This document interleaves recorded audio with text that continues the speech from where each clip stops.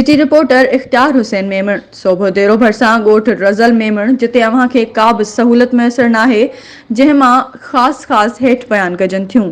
पहिरियों रोड जंहिंमां अव्हां पथरी वारी आसानीअ सां धार करे सघो था। ॿियो प्राइमरी स्कूल जिते न चोदीवारी न पटे वालो ऐं नामुकमल फर्नीचर। टियों ड्रेनेज सिस्टम उन जे करे सिम वारी कॉलोनीअ जो पाणी मुकमल खारो ऐं बदबूदार। ठेकेदार कम त न करायो पर कमरो ऐं सामान पटे खणी विया। हिकु ॿी नाली मुकमल थी पर उहा बि नाक़िस मटीरियल जे इस्तेमाल जे करे उखड़ी वई। चौथों इस्पताल जंहिंमें स्टाफ अणपूरो डॉक्टर ऐं डॉक्टराणी लापता।